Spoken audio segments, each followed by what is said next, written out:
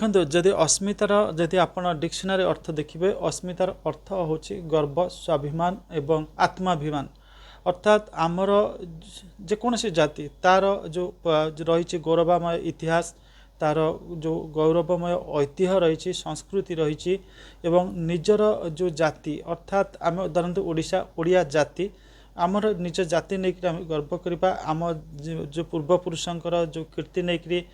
गर्व करवा ये सब हूँ आमर भाषा को लेकिन गर्व करवा आम संस्कृति को नहीं गर्व करवा ये सबू जाकर समाहार अस्मिता। तो बहुत दिन धरिक आप देखिए विभिन्न राजनैतिक दल गोटे प्रसंग उठाई जे ओडिशार अस्मिता वर्तमान विपद अच्छी ये अस्मिता अर्थ जे ओडिया भाषा संस्कृति को कदर्य कदर्थ करा जो माने शासन व्यवस्था अच्छा से माने ओडिया अस्मिता को ओडिया स्वाभिमान को ओडिया आत्माभिमान को ओडियार गर्व गौरवमय ऐतिह्य स्वर्णिम इतिहास को से माने नजर अंदाज करुचंती। तो यहाँ हूँ भारतीय जनता पार्टी बर्तमान बड़ इश्यू करी जदि को पृष्ठभूमि यहाँ को आपंकर अस्मिताटा को कहवा प्रसंग करटा हूँ जे एठी आपन देखिए नवीन पट्टनायक जो मुख्यमंत्री अच्छा से एक कथा इंगित करने को चाहते जे आपणकर से 24 वर्ष है मुख्यमंत्री अच्छा पूर्व आहरी 3 वर्ष पूर्व ओडिशा आसन तालुक किंतु एपर्यंत से ओडिया भाषा शिखी पारना एवं अधिकांश समय आम देखुचे जे से अण ओडिया ऑफिसर्स मानक ऊपर निर्भर करी शासन चलाउछन्ति सेटा को भारतीय जनता पार्टी इंगित करने को चाहूँगी सेटा भी कांग्रेस इंगित करने को चाहूँगी जितेबाला ओडिशार मुख्य जो अच्छा ओडिया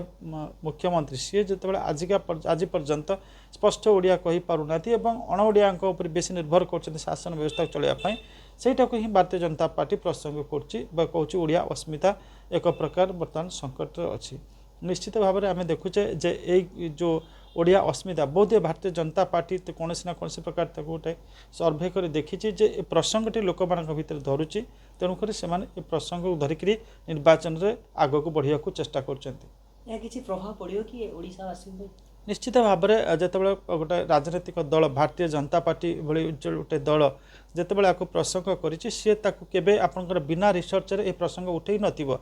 गतकाली आप देखी अनेक देशर आपणकर प्रतिनिधि मैंने आसी भारतीय जनता पार्टीर कार्यशैली को स्टडी करने देशर आम कह पृथ्वीर सर्वबृहत गणतंत्र हूँ आपणकर भारत एवं सर्वबृहत माने राजनीतिक पार्टी हूँ बीजेपी। तो बीजेपी किभली ये निर्वाचन लड़ुची प्रसंग किभली सेट करुच्ची ए संपर्क में स्टडी करने आसी जितेबाला गोटे दलर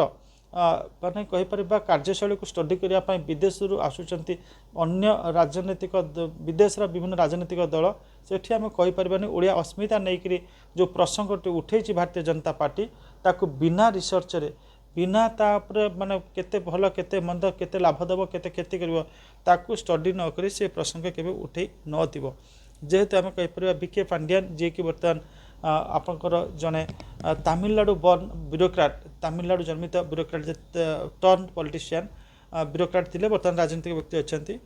ही लक्ष्य करी भारतीय जनता पार्टी बर्तमान पॉइंट ब्लैंक फायरिंग करने को चेष्टा करछि अर्थात सीधा सड़क टार्गेट करने चेष्टा करछि। तो निश्चित भाव में से तार प्रस एंड कन्स केते लाभ केते क्षति स्टडी करी भारतीय जनता दल अतीत चिटफंड स्काम खनि स्काम पानी स्काम लैंड स्काम आकु नहीं जो प्रसंग करता भारतीय जनता पार्टी एथर ओडिया अस्मिता को से विशेष प्रसंग करते अर्थात ओडिशा स्वाभिमान ओडिशार आत्माभिमान ओडिशार गर्व